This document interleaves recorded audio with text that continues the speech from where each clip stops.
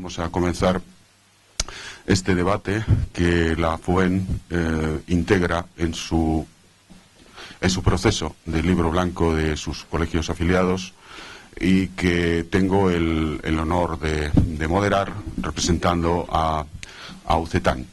Me gustaría en primer lugar, por lo tanto, antes de pasar a otra cosa, deciros quién es la organización que represento. Es la Unión de Cooperativas de Enseñanza de Trabajo Asociado de Madrid. Casi se queda uno sin aliento al decirlo. Está por ahí Juan José Barrera, que conoce muy bien a esta organización, de sus cargos de responsabilidad política en la Dirección General de Cooperativas, Dirección General de Economía Social. Como sabéis, para definirnos pronto, es la patronal de la enseñanza concertada laica en Madrid. Representamos aproximadamente a un 21 o 22% de los colegios concertados en Madrid, sin exagerar. Ya sabemos lo que son las cifras, estamos en confianza y esa es la cifra, creedme. Esta patronal aglutina a cooperativas, a sociedades anónimas laborales, a sociedades limitadas laborales, a asociaciones, a fundaciones, todo lo que en su momento se denominó bajo el epígrafe de economía social. Somos la otra patronal, digamos, de la enseñanza concertada, porque, la otra parte sería la que representan los colegios religiosos. FUEN está integrada en UCETAN desde hace 17, 18 años. Es decir, tenemos el honor de que tenga una larga trayectoria en nuestra asociación de muchísimos años, ya os digo, 17, 18. Víctor es el representante en el Consejo Rector de UCETAN y estamos encantados de que un asociado tan importante con el que mantenemos tan buenas relaciones a lo largo de tantos años nos haya invitado a moderar este debate. Me gustaría, porque me lo ha dicho Víctor, me lo ha pedido Víctor, hacer una pequeña introducción al debate. Espero no pasarme mucho, no irme más allá de 8 o 9 minutos y luego presentaros a nuestros dos ponentes, que es lo fundamental de este acto, y luego dar paso al debate entre vosotros, que es la otra cuestión fundamental de este acto. En esta introducción voy a reflejar 4 o 5 ideas fundamentales y empezaría diciendo que hay como 3 temas recurrentes o dicotomías que aparecen de continuo en el discurrir de la política educativa de este país, y un reto que siempre aparece después de las 3 dicotomías, podríamos decir. Es un término muy agradable a los estructuralistas, al marxismo, e incluso a los neurólogos actuales, que no acaban de desentrañar el misterio de que el cerebro del hombre tenga que funcionar tanto a través de dicotomías. El eterno A, B, C, que a su vez deriva en E, etcétera. La sucesión tesis, antítesis, síntesis. Estas 3 dicotomías en educación para mí estarían representadas en enseñanza confesional frente a enseñanza laica, en libertad de enseñanza o de libre elección de centros frente a igualdad de oportunidades, y en la difícil determinación que siempre ha tenido la etapa secundaria y que se representa de un lado A por aquellos que la consideran una etapa, digamos, propedéutica, de preparación de los más preparados, digamos, hacia la universidad, y de aquellos que la conciben como una etapa más comprensiva, más de formación para todos, más de que todo el mundo vaya formándose en el mismo vagón y las elecciones no sean muy precipitadas y sean consecuentes o se retrasen incluso. Estas 3 dicotomías desembocan en un reto, digamos, siempre pendiente, sobre todo en los últimos años, y es el reto de la calidad educativa. Solucionados los problemas cuantitativos de la cuestión educativa, parece ser que desde hace mucho tiempo esas 3 desembocan en un reto sobre la calidad educativa, bueno, habría que definir lo que es la calidad educativa, término bastante peligroso, y cada una de las tres dicotomías lo entendería de una forma, esa calidad educativa. Bueno, esas tres dicotomías, ese reto, confluyen en lo que hoy vamos a hablar, en el debate entre enseñanza concertada y enseñanza pública. Por cierto, 7 leyes orgánicas en 30, 35 años, no sé si son 7, 8 o 6, ya me pierdo. Y no sé si son 30 o 35 años. No han aclarado mucho estas cuestiones. Y un pacto educativo, quizás siempre pendiente, tampoco las han resuelto. Relacionado con esto, se me ocurría esta mañana que España es un país que llega tarde, que llegamos indefectiblemente tarde, ¿no? Y también es preocupante, es hasta mosqueante, ¿no? Los neurólogos modernos definen como un factor fundamental de la inteligencia la anticipación, ni mucho menos la tardanza, ¿no? No hace falta además anticiparse, al parecer, según ellos, un año, ni siquiera un mes. La inteligencia de un país, de una persona, se define muchas veces por anticiparse un poquito. Con anticiparse 5 minutos basta. Pesa la losa en España de esta tardanza. Excepto al Estado Nacional, que fuimos los primeros en llegar, ya parece que luego se nos apagaron las luces de la anticipación. Llegamos tarde a un capitalismo comercial que a lo mejor ni llegamos, ni es que ni lo vimos, a una revolución industrial, a un sistema democrático equiparable, homologable al del resto de nuestros convecinos europeos, con etapas pues tan de cartón piedra como el 1875 y el 1931. Llegamos tarde a las obligaciones de un Estado social moderno en sanidad, en educación, en prestaciones sociales.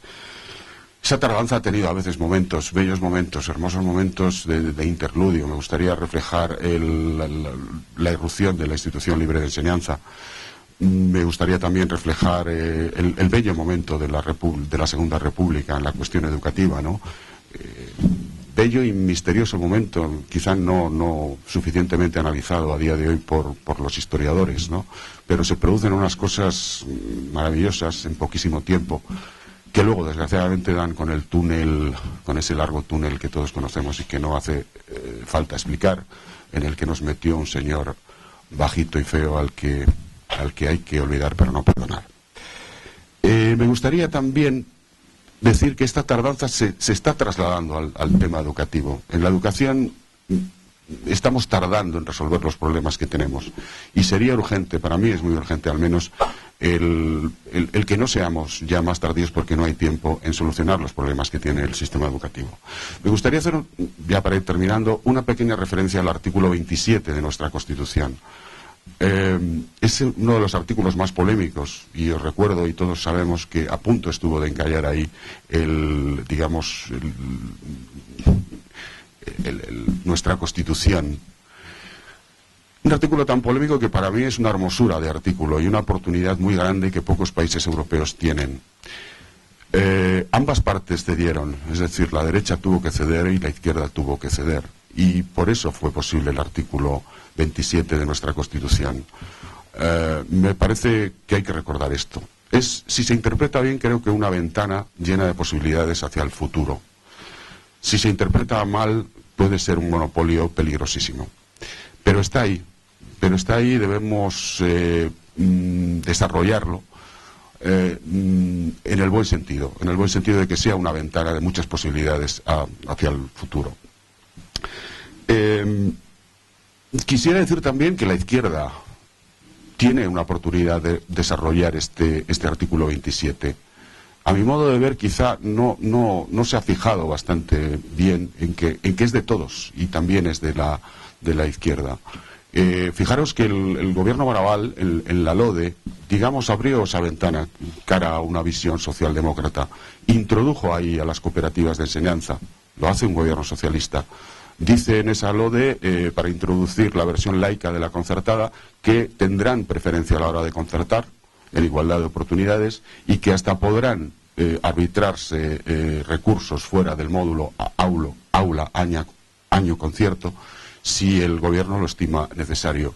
Después de unos años donde se desarrolló eso, donde está aquí Juanjo, y yo creo que se hizo una gran labor para que despertara esa versión laica de la enseñanza concertada, yo creo que la izquierda ha ido olvidando un poquito el sentido de ese artículo que es de todos, y animo a que se recupere desde una perspectiva socialdemócrata.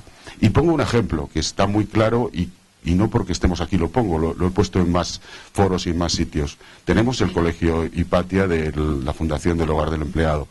Creo que es un bello ejemplo de interpretación del artículo 27.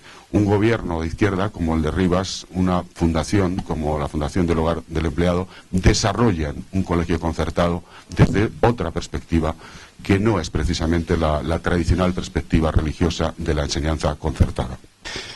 Y esto se tendría que haber hecho más veces, no tendría que haber habido un Hipatia, tendría que haber ya 15 o 20 Hipatias. Para el diálogo de hoy me gustaría ya decir un par de cosas antes de presentaros a nuestros dos ponentes. No creo que ante este debate pública concertada, a mí personalmente no me gustan los apriorismos, ¿no? Y se ha pecado, como tantas veces en este tema, de apriorismos, de prejuicios. Yo, que soy bastante futbolero, me gusta emplear la siguiente metáfora. Bastante futbolero y en un día como hoy. Hay mucha gente que se considera primero antimadridista y luego barcelonista. A mí eso siempre me ha parecido un sinsentido. Es decir, yo vería más lógico considerarse primero barcelonista y luego antimadridista. Desde el amor ir hacia el odio, nunca desde el odio ir hacia el amor. Lo digo también desde la otra banda, es decir, creo que es mejor ser primero madridista y luego antibarcelonista, y no antibarcelonista y luego madridista. Con el debate pública-privada, con todos mis respetos, y a lo mejor, no sé, lo estoy exagerando, pero hay mucha gente que considera un apriorismo. Primero, yo soy anticoncertada y luego propública. Variemos los términos, porque aquí el orden de factores yo creo que sí tergiversa el producto. Primero soy propública y luego anticoncertada. Yo no sé mucho de la pública, os lo confieso, pertenezco a la concertada, a que negarlo. Pero me he encontrado, siendo de la concertada, gente excelente, maravillosa, trabajadores infatigables y superlúcidos en la pública. Y me ha gustado verlos, he deseado siempre todo el mayor bien para la pública y he conocido excelentes profesionales. De la concertada podría hacer lo mismo. Luego, después, cada colectivo, yo creo que, aparte de eliminar apriorismos y prejuicios, debe de conocer al contrario. Y debe, antes, digamos, de flagelar al otro, flagelarse a sí mismo. Cuando estamos depurados es cuando hay que criticar al otro, ver al otro. Si no, estamos cayendo muchas veces en el chivo expiatorio. Bueno, pues como introducción yo creo que ya me he sobrepasado. Necesitamos recuperar esta tardanza, solucionar el debate educativo, darle un futuro a la educación en este país, y por dos razones fundamentales: para que los individuos de este país se sientan más a gustos consigo mismo, tengan más autoestima, y para que crean en un futuro mejor. La educación no es otra cosa siempre que hablar de futuro. Si logramos un pacto educativo, si logramos dar un salto de calidad en la educación, tendremos a gusto individuos que estarán más a gusto consigo mismos y que crean más y mejor en el futuro de este país. No sé, bueno, sí me he pasado un poco. Ahora quiero presentaros, el esquema va a ser, después de esta introducción, que tanto Ángel como Mariano van a intervenir 25 minutos cada uno, para luego dejar un espacio de una hora de debate de todos con todos. Ese es el esquema que vamos a seguir. Ángel Martínez González Tablas es catedrático de Ciencias Económicas de la Universidad Complutense y presidente del patronato de FUEN. Entre sus numerosos libros y publicaciones me gustaría destacar un estudio importante sobre la crisis actual, publicado por Ariel, 2007, Economía Política Mundial, en el tomo 1, Las fuerzas interactuantes, estructurantes, y en el tomo 2, pugna e incertidumbre en la economía mundial. No me voy a quedar con las ganas de preguntarle al final, aunque esto sea un debate educativo, porque yo creo que es un experto en la que está cayendo. Yo le voy a preguntar luego ya cuando acabe que cuánto va a durar esto, porque es la pregunta que tenemos todos. ¿En qué consiste esto? Ya lo estamos sabiendo en nuestras propias carnes y muy bien, pero cuánto va a durar yo luego se lo preguntaré. A mi derecha tengo a Mariano Fernández Enguita, catedrático de Sociología en la Universidad Complutense, con su vida a nivel profesional y humano, creo que repartida entre Salamanca y Madrid, con un montón de publicaciones a sus espaldas, y quiero entresacar algunas, como por ejemplo Fracaso y abandono escolar en España, compartido con Mena y Rivière, Educar en tiempos inciertos, y quizá, no sé, Mariano, si es el más famoso, La Escuela Examen, ¿no? Sí, La Escuela Examen. El más vendido, porque La Escuela de Examen debe de llevar, ni se sabe la de ediciones, ¿no? Y reimpresiones, es quizá el libro más conocido. Mariano es una persona, como diría, un buen polemista, en el sentido grecolatino ilustrado de la palabra. Con Mariano se puede discutir, pero no enfadarse. Es un tema, es una habilidad que yo no sé si él es consciente de que tiene, pero que debería de explotarla más. Yo, por ejemplo, he intentado discutir con él, y lo he hecho, pero luego no he conseguido enfadarme, que es algo estupendo, que haya personas con las que puedas hablar, dialogar, discutir, pero que no te enfades. Algo de bonancible, algo de majo pasa. Y yo creo que Mariano lo tiene y que debería explotarlo más si fuera consciente de sus habilidades. Terminado el primer tramo de este coloquio, doy la palabra a Ángel Martínez, 25 minutos, y luego tomará la palabra Mariano Fernández Enguita. Gracias. Muy buenas tardes. Para que el debate pueda empezar a las 7:30, voy a intentar ser un poco más breve que los 25 minutos que habíamos pensado inicialmente. Lo primero, ya lo ha dicho el moderador, como aquí hay mucho experto en educación, yo no soy experto en educación, o sea que disculpas por adelantado, y tampoco voy a contestar a las preguntas sobre economía porque no es el tema de hoy. O sea que sin embargo, sí voy a volcar en mi intervención de hoy la visión que esta fundación tiene sobre el tema de pública concertada, fruto de una práctica y una reflexión de décadas. Voy a dar por supuesto, para poder resumirlo en el tiempo que pretendo, voy a dar por supuesto que el documento que está colgado o ha sido leído o puede leerse. Entonces no voy a repetir toda la línea argumental de ese documento, sino subrayar algunos aspectos que me parecen los esenciales o más polémicos. Pública, privada, concertada. Es una forma habitual de hablar de la educación. Podría pensarse que al ser habitual es clara, que delimita con nitidez los campos. No es así. No es así, sino que más bien algunos de ellos pueden ser claros, otros no. Lo cual obliga, si queremos hablar con un cierto rigor, es empezar por decir qué es lo que entendemos por.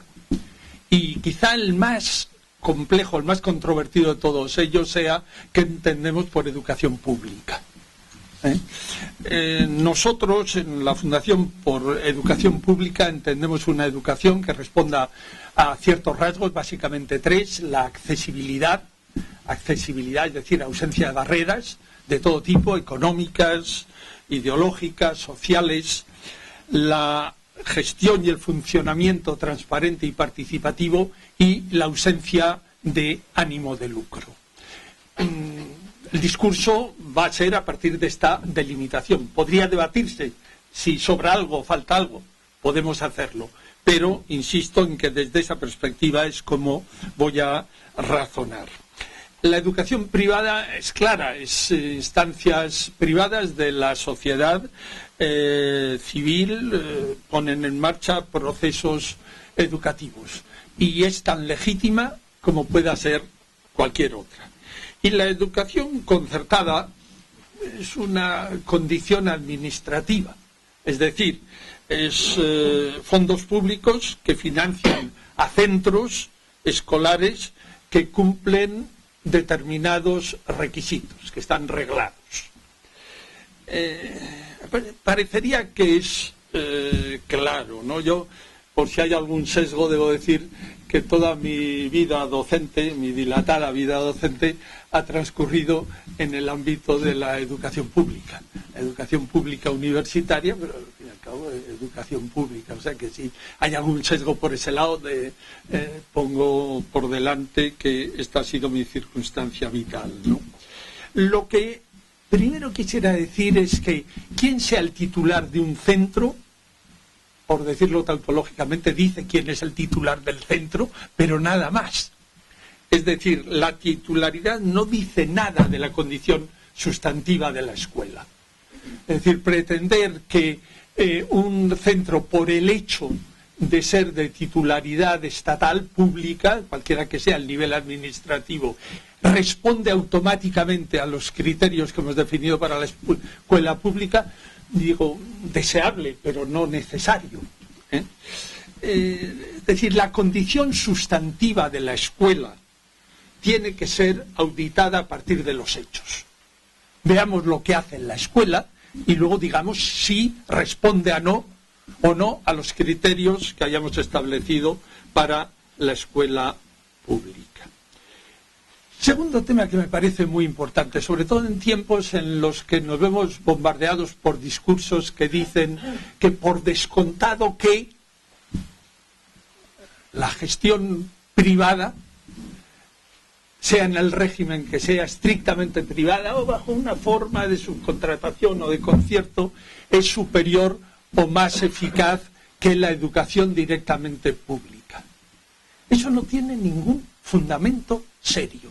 Eso no tiene ninguna base.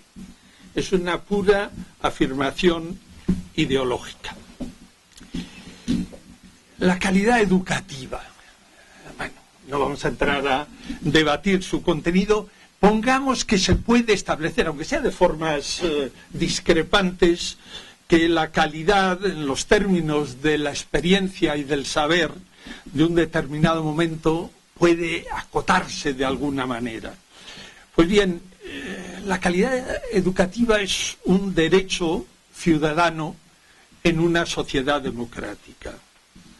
Y una educación pública que diga yo soy pública y cumplo todo, salvo que no doy una educación de calidad, se estaría contradiciendo profundamente. La escuela concertada. La escuela concertada es un cajón desastre. O sea, la escuela concertada es un conjunto profundamente heterogéneo. No digo de buenos y malos, sino de distintos.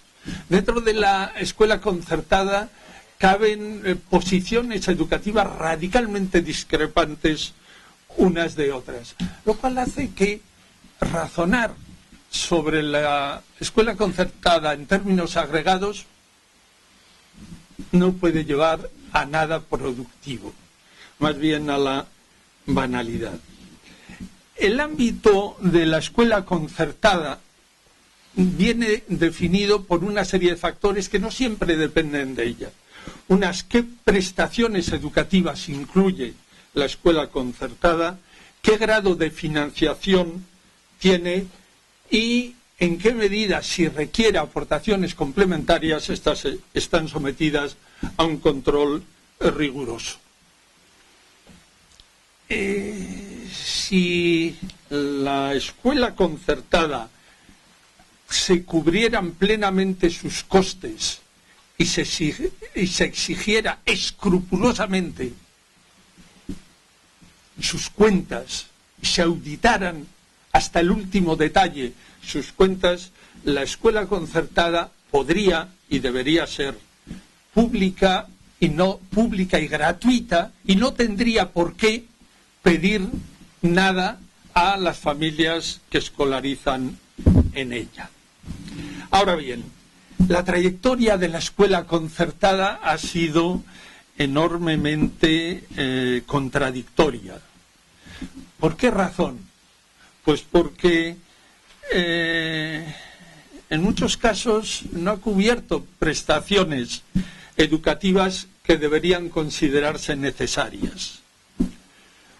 Porque tampoco el coste real de las partidas teóricamente asumidas por la financiación pública ha sido real.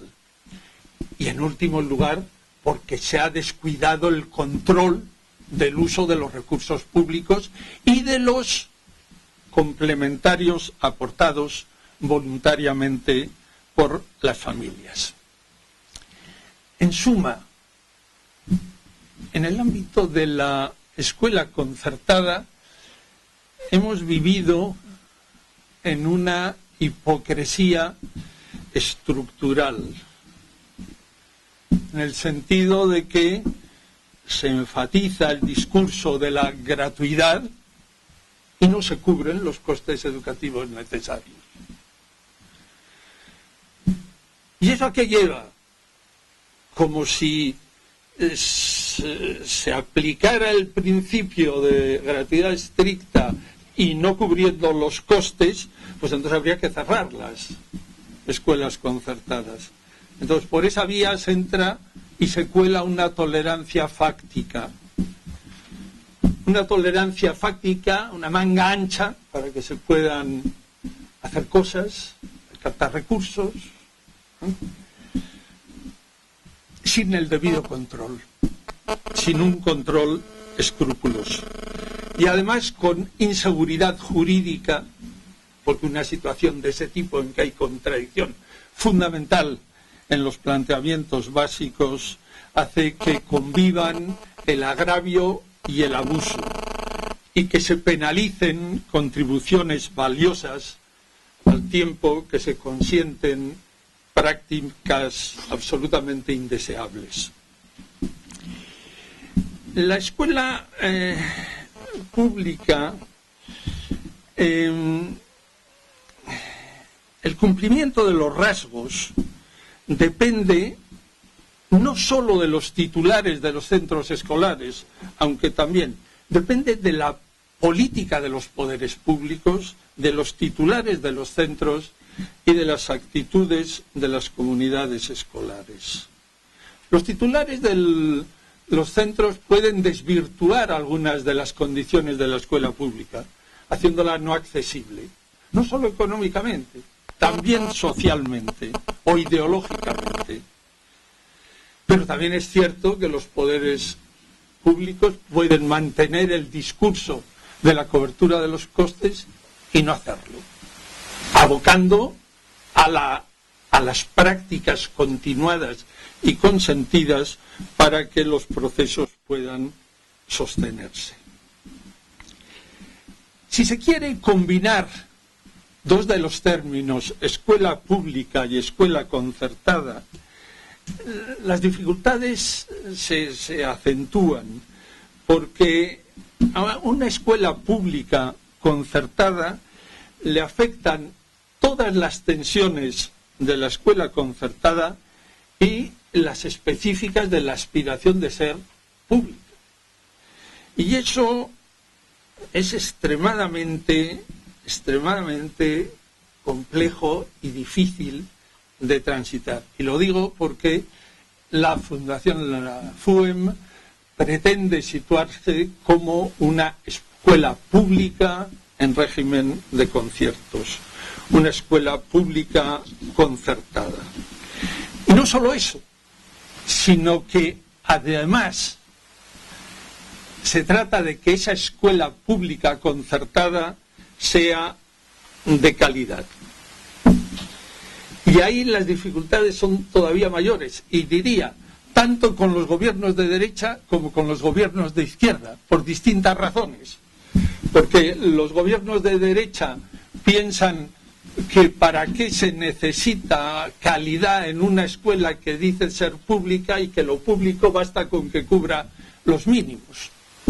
nunca se dice así, pero digo lo que está detrás en la práctica, detrás de los discursos. Y los gobiernos de izquierda tienden a decir, ¿para qué necesitamos una escuela concertada? Si eso ya lo hacemos directamente nosotros desde las administraciones públicas. Con lo cual, el camino para una escuela pública concertada de calidad es extremadamente estrecho y lleno de dificultades. Y más si miramos hacia el futuro.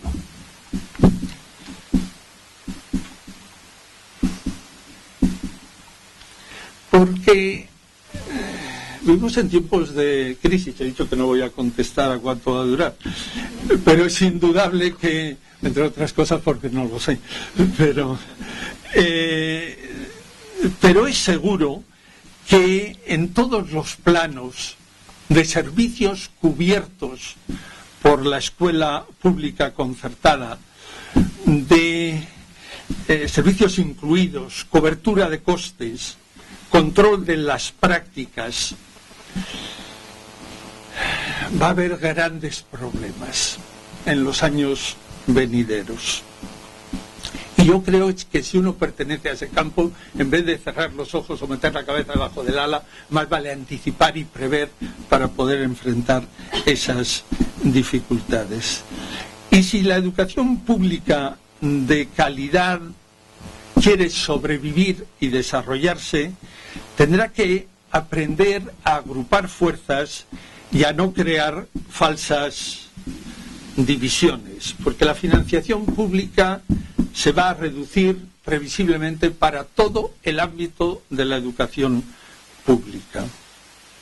Y entonces hay que interactuar entre todos los que aspiran y defienden una escuela pública. Y aquí hay un riesgo en ambos lados. Del lado de la escuela de titularidad pública, el riesgo en el que se puede caer es ver en la escuela pública concertada no su condición sustantiva de escuela pública, sino el carácter accidental administrativo de concierto. Y del lado de la escuela pública concertada existe también el riesgo de que no se dé cuenta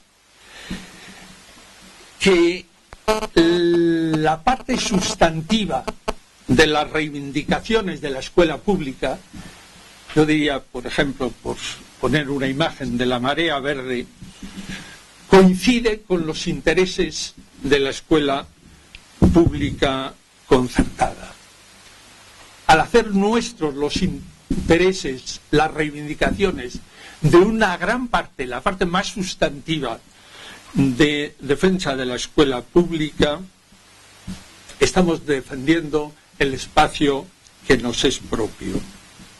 Porque para la escuela pública concertada sería un regalo envenenado que desde los poderes públicos se dijera: desconfiamos de la escuela pública sostenida desde la titularidad pública, pero apoyamos a la escuela concertada, aunque sea pública.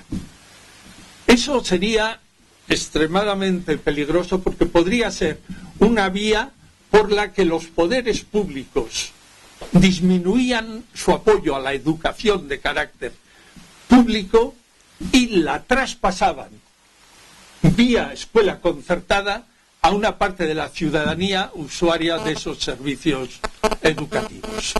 Y eso es inadmisible.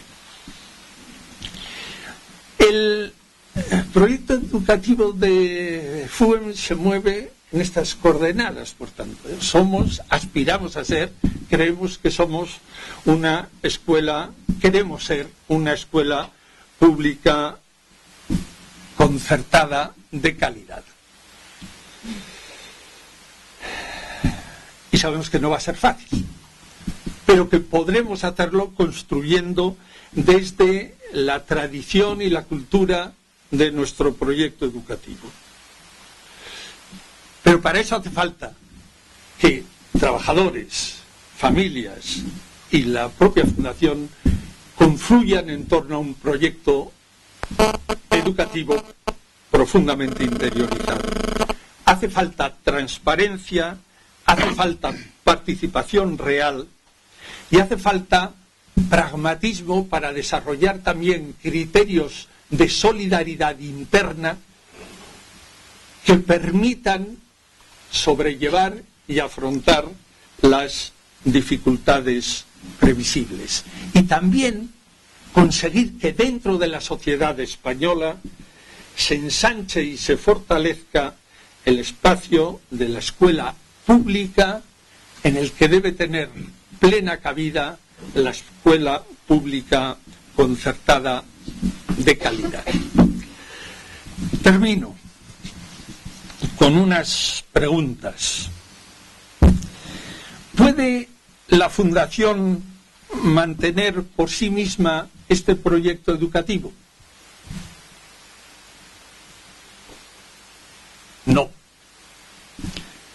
Es decir, la Fundación, si entendemos la Fundación institución pura jurídica, podada de su base social, que es la que la nutre y la alimenta, no podría en el futuro previsible mantener su proyecto educativo, porque no es previsible que vaya a haber cobertura. La Fundación puede garantizar la ausencia de ánimo de lucro, el que no se elevan barreras de carácter ideológico y de carácter social, pero lo que no puede conseguir es la cuadratura del círculo de, si no hay cobertura de los costes, que las prestaciones que acarrean estos costes puedan mantenerse. Segunda pregunta. ¿Cuál es el papel de las familias dentro del proyecto educativo de la Fundación? Y es un papel esencial, es un papel junto a o incorporándose al de los trabajadores que lo nutren en primer lugar. Es esencial el papel de las familias, pero matizo. Es una condición necesaria, pero no es una condición suficiente. Y con esto paso a la tercera pregunta. Si consiguiéramos que la Fundación, sus trabajadores y las familias consiguieran una interacción óptima, ¿se podría garantizar solamente con eso la viabilidad del proyecto educativo que estamos intentando construir con el Libro Blanco, conectando con la tradición y la práctica de nuestros centros? Pues, si soy sincero, tendría que responder que aunque exista una interacción óptima entre Fundación, trabajadores y familias, no garantiza la viabilidad del proyecto educativo. Si el proyecto educativo quiere mantenerse como proyecto público. Porque señalo, aunque las familias estuvieran dispuestas a cubrir los costes que no cubren las aportaciones públicas con cuotas tan altas como fuera necesario, si eso condujera a una educación con los valores que postulamos, con los contenidos que defendemos, pero no accesible, no entraría dentro del proyecto educativo de esta fundación. Lo cual me lleva a la conclusión, y termino, que no tenemos que luchar por la escuela pública concertada de calidad. Tenemos que luchar por la escuela pública.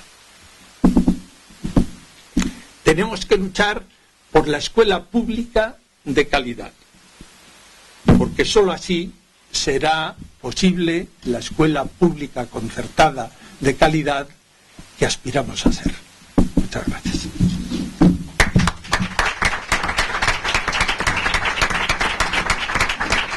pues es turno ahora de Mariano Fernández Enguita, y a ver si le puedo pasar el... A ver cómo hacemos. Cuidado. Gracias. Esta promete ser una tarde de matices, filigranas y unas cuantas cosas más, y que terminará versando sobre la parte contratante de la segunda parte contratante. Bueno, de entrada quiero agradecer estar aquí, es un placer estar aquí. Muchas veces he estado dando la tabarra, enviando investigadores que caían por aquí, o los centros de la FUEN caían en mis investigaciones, y por lo tanto no soy desconocedor de que es una escuela privada concertada o pública concertada un tanto peculiar, ¿no? Que no solo tiene una vocación y una figura propia, sino que a veces ha servido un poquito de experimentación de lo que se quería hacer en el sector público. Tampoco sé si se supone que debo llevar la contraria a mi compañero de mesa, Ángel, creo que no se la voy a llevar. Sí me gustaría empezar por decir una cosa. Yo creo que el estado natural de la escuela es la escuela pública estatal. Sí, yo creo que lo normal es que un país, bien sea escuelita, pueblo por pueblo, como en los Estados Unidos, o bien sea creando sistemas mediante un empeño más o menos sistemático localizado en el tiempo, pues como Francia, Alemania, otros lugares, crean su escuela pública y lo demás es excepcional. Y las escuelas son lo bastante parecidas entre sí como para que, bueno, unas son mejores, otras son peores, pero las diferencias entre ellas no compensan lo que significaría llevarse al niño o hacer ir al niño 1 kilómetro más allá o 5 kilómetros más allá o cosas por el estilo, ¿no? Y debería ser irrelevante la distinción entre pública y estatal. Lo que pasa es que España tiene su historia, tiene la que tiene y ha dejado la herencia que ha dejado, y lo que tenemos es lo que tenemos, que además no ha cambiado esencialmente en el tiempo, por lo menos no ha cambiado en términos numéricos. Este país tiene 2/3 de escuela pública estatal y 1/3 en conjunto de escuela privada. Si bien es verdad, creo que habría que tener en cuenta que ese tercio no es siempre el mismo, y esos 2/3 no son los mismos. Es decir, que si miramos las series estadísticas, que es lo que a menudo hacemos para ver cómo está la cosa, pues vemos que parece que no han cambiado. Un puntito más arriba, un puntito más abajo no ha cambiado en los últimos 30 años, o ha cambiado muy poco, pero yo creo que ha habido un flujo importante de alumnado y de familias, por suerte o por desgracia, supongo que según quien lo mire, de la escuela pública hacia la escuela privada en su conjunto, que ha sido compensado por el acceso de nuevos sectores a la escuela pública a través de hacer efectiva la universalización en todo el tramo obligatorio, a través de la ampliación del tramo obligatorio y de esa oferta semi-obligatoria casi, que es ya la enseñanza infantil y también en parte la secundaria superior, ¿no? Creo además que se mantiene una cierta ficción. En estos días, por ejemplo, asistimos a 2 noticias llegadas de Andalucía. La última, la buena, dice que el gobierno andaluz no subvencionará los centros que segregan por sexos. Yo no comparto el argumento de que esos centros que segregan discriminan. Me parece que es el mal argumento, es el argumento con el que ganan los que quieren segregar. Me parece que el problema es que socializan inadecuadamente, educan inadecuadamente. Creo que el Estado tiene derecho a hacer eso. Pero una semana antes había otra noticia de Andalucía que me preocupa más, porque aunque las consecuencias sean las mismas, implica una cierta ceguera ante la realidad. Era el argumento de que la privada en España en su conjunto tiene un papel subsidiario. Es un argumento viejo, es el argumento con el que se mantuvo en la época de los pactos de la Moncloa, etcétera. El Estado no llegaba a todas partes, y como no llegaba a todas partes, pues iba a financiar o a apoyar aquellos centros que cubrían necesidades de escolarización. Y es un buen argumento para mantener la escuela, los conciertos con la escuela privada. Pero, claro, es un argumento insostenible, porque 1/3 del sistema educativo al que se van en gran medida las familias de mayor nivel de renta en vez de las de menor nivel de renta, las de mayor nivel cultural en vez de las de menor nivel cultural y educativo, las ciudades en vez del campo, etcétera, no es residual ni es subsidiario. Será minoritario, pero no es subsidiario. Es desconocer lo que está pasando realmente en el sistema educativo.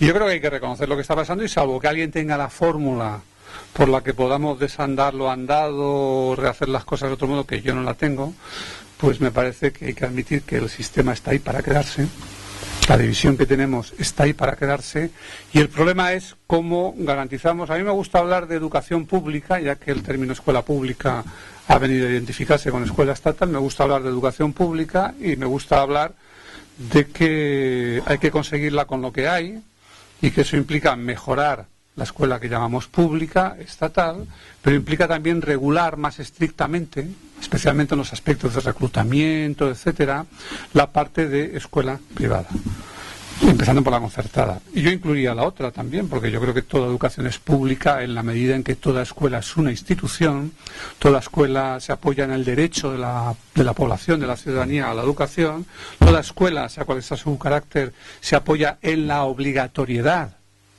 de esa escolarización, y toda escuela se apoya en el monopolio de la distribución de credenciales, diplomas, etcétera, que dan derecho a ir dando pasos hacia estudios ulteriores, las profesiones, etcétera. Pero bueno, esa sería otra discusión.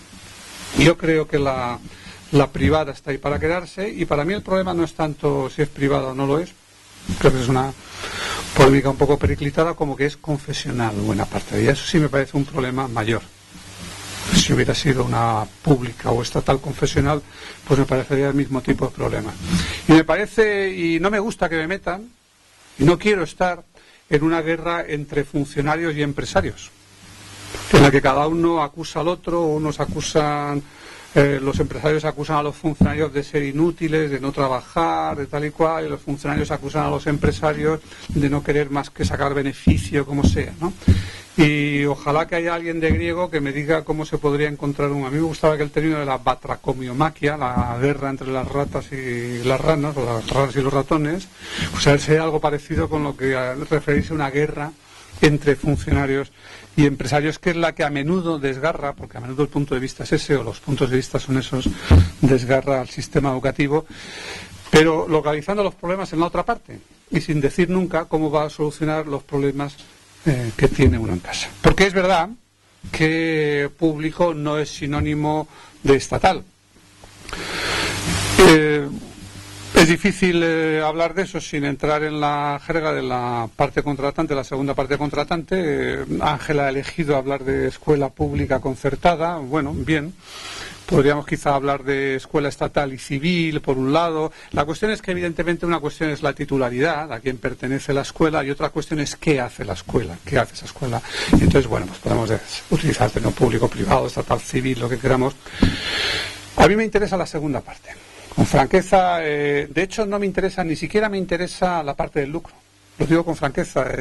Yo creo que la definición que propone Ángel en ese documento, que propone la FUEM en ese documento, está bien. Creo que la escuela es pública cuando efectivamente rompe las barreras de acceso, garantiza a todos una educación suficiente y de calidad hasta cierto punto, de resultados iguales o equivalentes, y a partir de ahí igualdad de oportunidades, mecanismos para que ésta exista, etcétera. Creo que, por lo tanto, una escuela pública es una escuela que rompe barreras económicas y sociales, de manera obvia. La parte que rompa barreras ideológicas, no sé si llamarla pública o laica, yo la llamaría laica, pero bueno, tampoco importa. Laos es lo común, a la ciudad, al demos, etcétera. Estamos hablando de lo mismo, sea el nombre que sea. Y el otro elemento de transparencia y participación, yo creo que es un elemento también de eficacia. Es decir, creo que hoy las escuelas no pueden funcionar, o no pueden soñar en funcionar, siquiera como se soñaba antes, cuando los franceses explicaban aquello de a esta hora en todos los liceos franceses se da la misma lección, ¿no? O cuando algún MRP nos explicaba que todos los centros tienen que ser freirianos y aplicar la palabra generadora, o todos los centros tienen que ser la idea era misma, ¿no? La misma, tenemos una fórmula, no importa cuál, que se puede aplicar en todas partes. Hemos aprendido que eso no es así, y que ya en términos de eficacia es necesaria esa participación y esa transparencia, y no sé si eso se correspondería a lo que en su día Gómez Llorente Mayoral llamaban la escuela comunitaria. No es exactamente lo mismo, pero bueno, tendrá que ver con eso. Y lo del lucro, insisto, no me importa. Y no es que crea que la gente deba obtener lucro, no pienso como Murdoch lo ha dicho, ¿no? El negocio de los próximos decenios es la educación. Pero a mí, si me garantizasen que lo de la educación iba a funcionar también como lo del pan, o parecido, que la alimentación nos la sirven por vías privadas, ¿no? Y, bueno, si se regulase la capacidad de comprar alimentos también, pues estaría todo arreglado. No me parece un problema. Lo que me parece realmente un problema es lo otro, es en qué medida garantizamos la efectividad del derecho a la educación, la igualdad para todos, digamos, a margen de discusiones más de detalle, en lo que es el tramo obligatorio, hasta donde termina el tramo obligatorio, o incluso diría hasta la secundaria superior, y a partir de ahí igualdad de oportunidades. ¿Pero cuándo deja la escuela de ser pública? Pues la escuela deja de ser pública, o la educación deja de ser pública, cuando se produce algún tipo de apropiación por fines o intereses privados del sistema educativo. Y eso puede ocurrir, naturalmente, con la parte privada del sistema, pero puede ocurrir con la pública, con la parte estatal. Y les voy a poner 3 maneras muy sencillas en que la escuela estatal puede servir a, e incluso solo a, intereses privados. Los intereses privados pueden apropiarse de la escuela pública o de una parte de ella, no digamos, entiéndase que lo que digo aquí vale para la pública estatal y mucho más para la privada. Pero si vale para la pública, pues con mayor razón, ¿no? Una forma elemental son mecanismos territoriales. Por ejemplo, en Estados Unidos domina la escuela pública, pero claro, la escuela no es igual una escuela en Palo Alto que en East Palo Alto, que está unos kilómetros más para allá, pero como la escuela se financia con los impuestos locales, estos dependen del valor de la propiedad, luego tiene un público, tiene otro, pues no son iguales. Son públicas, pero no son iguales. Y hay un amplio margen para una cierta apropiación privada que no es jurídica, que no se refiere a la propiedad, pero que pone una parte de la escuela, en este caso pública, al servicio de intereses privados, ¿no? Que luego se puede eso compensar o no con otros mecanismos de financiación, de gestión, de busing, de lo que sea. Pero en principio existe esa posibilidad, ¿no? Existe un segundo posible mecanismo que es pura y simplemente la mera apropiación institucional. Digamos, un sector se puede apropiar prácticamente de una etapa. Un ejemplo muy sencillo, Brasil, ahora está cambiando, pero Brasil hace 20 años tenía una escuela primaria y secundaria miserable, por cualquier estándar, y unas universidades bastante buenas, muy buenas para estándares latinoamericanos, incluso para estándares españoles, bastante buenas. ¿Y qué significa eso? Pues es muy sencillo. Digamos, los ricos, entre comillas, o las clases acomodadas, iban a la escuela privada en primaria y secundaria y luego iban solitos a la pública superior. Ahora, que el hecho de que la universidad sea pública, pues no significa mucho. La verdad, no significa mucho, depende de quién vaya. Es más, puede significar la propia y directa apropiación de recursos públicos por un sector pequeño. Por un sector pequeño, que es el que luego huye cuando llegan otros. Pero la titularidad pública como tal no garantiza nada. O puede haber mecanismos más sutiles. En Francia, pues claro, todo el mundo se pega, todas las familias se pegan por ir al liceo Louis le Grand. Porque es el bueno, es público como cualquier otro, pero hay una serie de mecanismos por los que la gente puede competir por ir a esos centros en vez de a otros.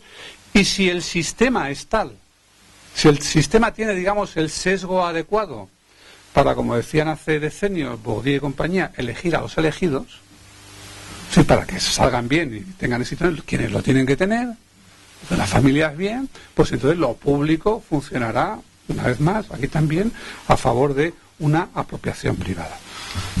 Eso en cuanto a posibilidades de que un sector del público, que desde luego no van a ser ni los parias, ni los marginales, ni los que viven del salario mínimo, ni nada por el estilo, posibilidades de que un sector del público se apropie de una institución, incluso siendo pública, siendo de titularidad pública. Nunca será al 100%, nunca será por completo, siempre será más o menos complejo, pero es así, es así. Ha sido muchas veces así y existe permanentemente el riesgo de que sea así.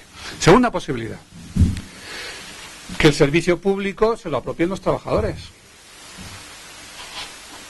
Al fin y al cabo, un sistema educativo es también un sistema de empleo.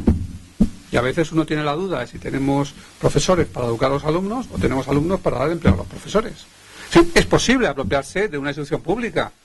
Es posible apropiarse, es muy fácil apropiarse seguramente del edificio de la Diputación, creo que era de Ourense, ¿no? La de los Baltar, donde tenían 30 conserjes para 30 puertas. Bueno, en otras instituciones es mucho más difícil porque son más grandes, hay profesiones presentes, más complicado, pero es posible, ¿no? Y yo creo que una parte de eso podemos vivir justamente en países donde las instituciones públicas son débiles, donde la sociedad civil es débil y donde la cultura democrática es débil. Pero el funcionariado es fuerte, porque el funcionariado se crea a golpe de decreto demográfico. Donde hay 1000 alumnos, hay no sé cuántos profesores. Con independencia de que los padres de los alumnos sepan lo que es una escuela, no lo sepan cómo se participa, no lo sepan, etcétera, ¿no? Eso puede dar mucha fuerza a una profesión y yo creo que algo de eso, o bastante de eso, ha sucedido en España. Hay algunas polémicas y debates que tenemos a menudo. Incluso existe la otra posibilidad, más lejana, pero existe la posibilidad de que el Estado haga un uso sectario de esa escuela pública. Países totalitarios o en países con regímenes de tipo teocrático, confesional, etcétera, donde se utiliza la escuela, por muy pública que sea, para fines que son realmente los de una parte más o menos amplia de la sociedad.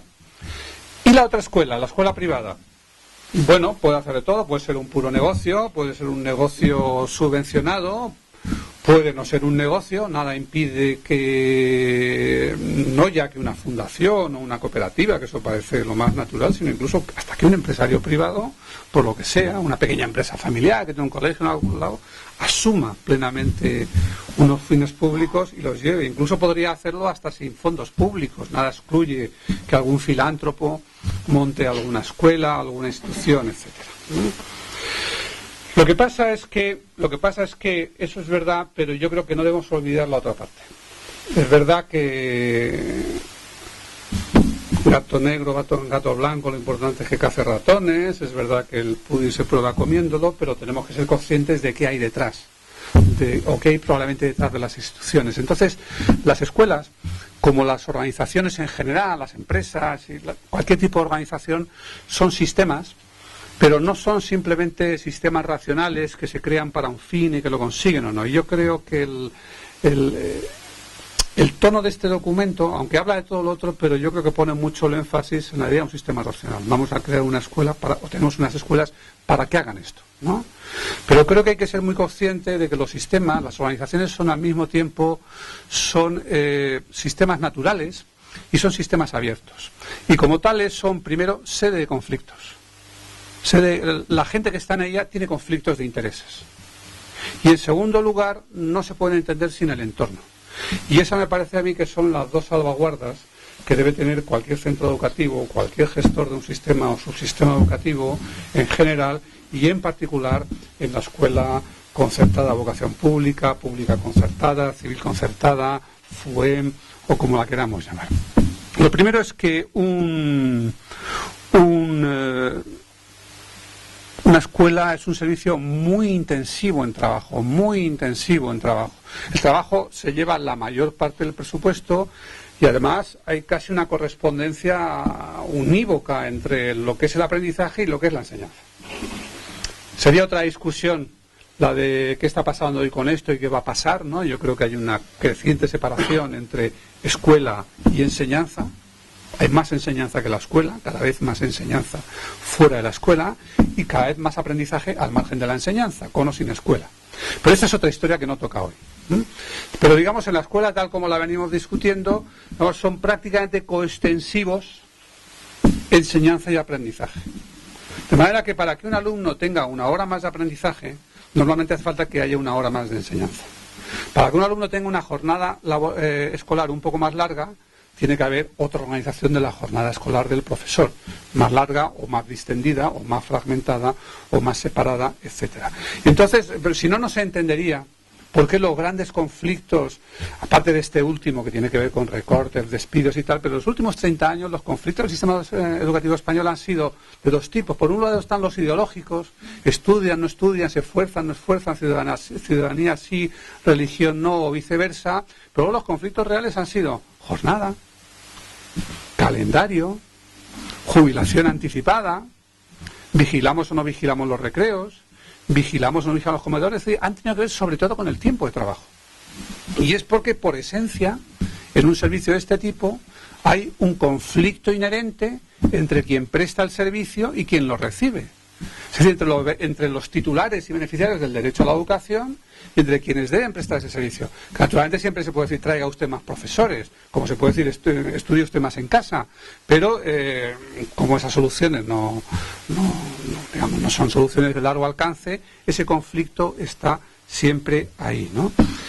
Claro, ahí una escuela, digamos, civil o privada o pública concertada, en el sentido que le da Ángel, tiene cierta ventaja sobre el sector público, y es la de que la titularidad, o en su nombre la dirección, puede mediar en ese conflicto de intereses. Porque la desgracia de la pública es que no hay quien medie. Es decir, que no hay quien medie, porque el director no va a mediar, porque lo ha puesto una parte de sus intereses. Y las administraciones más lejanas, pues un poco, pero con mucha prudencia, porque ¿quién se enfrenta a un colectivo de 600, 700.000 profesores? Que no solo es que son muchos, sino que además hablan muy bien, están muy metidos por todas partes, tienen mucha influencia sobre los padres, sobre la opinión pública, etcétera, etcétera. Es un problema complicado. Y es el problema que arrastra el sistema público estatal español. El problema de, digamos, la dificultad de encontrar un marco. Quizá esto suena un poco más duro hoy, pero realmente el problema de hoy es otro, ¿no? El problema de hoy es un poquito independiente de esto, ¿no? Yo creo que para ser una enseñanza de calidad, bueno, pues la escuela pública concertada, como queréis llamarla, tiene que ejercer esas prerrogativas y ejercerlas bien, ¿no? Ejercerlas, digamos, con un cierto grado de control sobre sus profesores, con una cierta habilidad para incentivar a sus profesores. Seguramente son las dos cosas que más fácilmente se hacen. Y yo diría una tercera, que es la que es fácil de descuidar, es la que no hay que olvidar tampoco, que es mimando la profesión también, por así decirlo. Yo creo que para que el profesorado funcione bien, a mí me gusta usar una metáfora de Petit, que no va de esto, va de otra cosa. Dice, hay que utilizar la mano de hierro, la mano invisible y la mano intangible. Las tres. La de hierro es el control, ¿no? Si lo haces mal, la pagas. La invisible es la metáfora vieja del mercado, ¿no? Es, si lo haces bien, te pago. Te pago dinero, te pago en medallas, o te felicito, en fin, hago algo, reconozco tu trabajo, ¿no?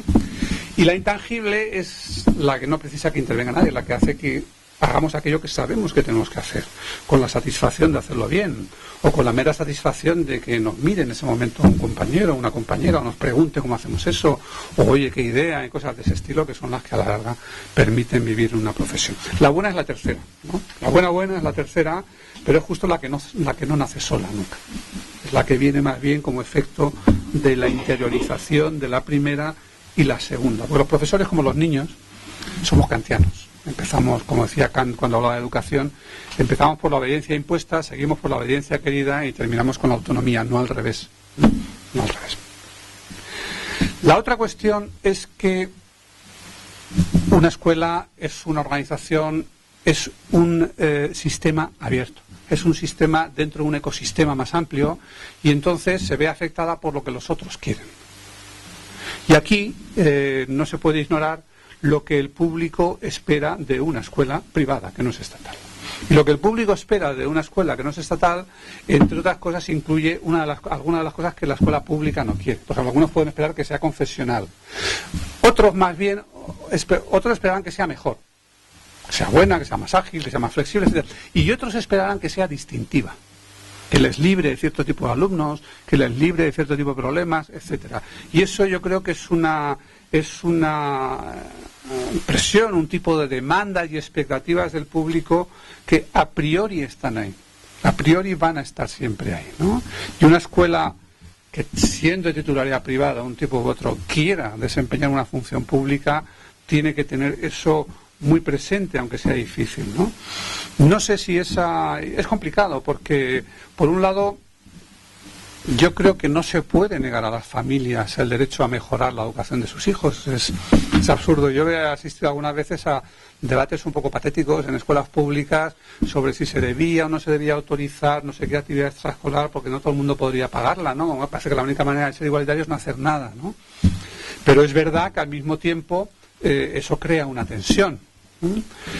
Hay soluciones, pero claro, yo tampoco soy de la idea de que la gente... Creo que el sistema fiscal debería ser más progresivo, pero no soy la idea de que deba haber dos sistemas fiscales, uno general y otro en la escuela, ¿no? Para portarse bien, pero es verdad que a lo mejor la gente pues puede pagar un sobreprecio por librarse de la burocracia estatal. No sé si ese fondo de solidaridad aprobado en el 92, que no sé en qué consiste, puede ir un poco en ese sentido. Es decir, una escuela que quiera con titularidad privada desempeñar una función pública va a tener que afrontar esa tensión. ¿Cómo no convertirse, cómo no seleccionar implícitamente, aunque no lo quiera, a sus alumnos, ¿no? Y eso va a ser una tensión con las familias y con los padres. Dicho eso, para terminar por donde empecé, yo creo que lo que nunca tenemos que olvidar es que el derecho a la educación es de los alumnos, no de los profesores. Lo demás son los medios. Lo demás son los medios que empleamos. Yo creo que para cualquier cosa que sea coordinar actividades a gran escala, más allá de la escala doméstica, solo hemos inventado dos mecanismos. Uno es el Estado y otro es el mercado. Y luego hay muchas variantes. Hay muchas formas de Estado como hay muchas formas de mercado, ¿no? Aquí hemos heredado los dos.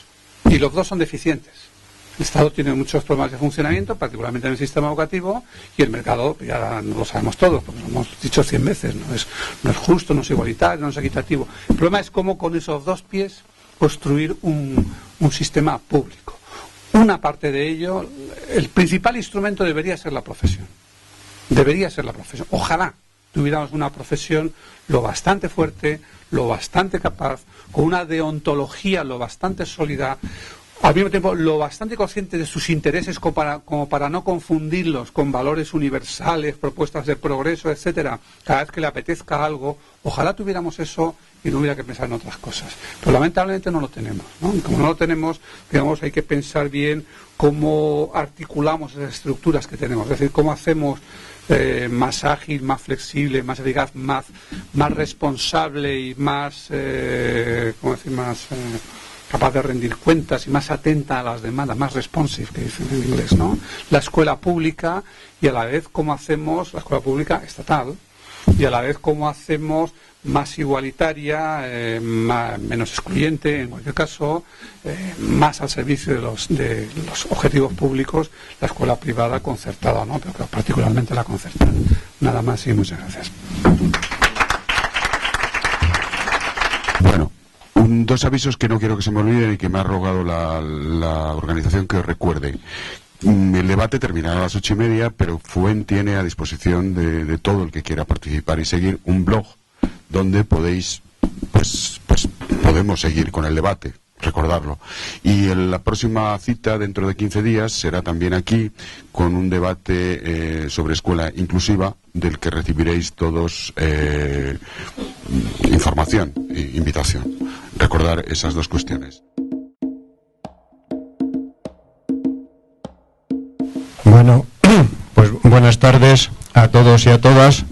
Presentarme lo primero, decir que soy Antonio García Orejana, que estoy en el área de educación de Izquierda Unida, que soy afiliado de comisiones obreras y que he tenido diferentes responsabilidades y que soy trabajador de la enseñanza concertada con una vida laboral de 42 años y además en un centro religioso.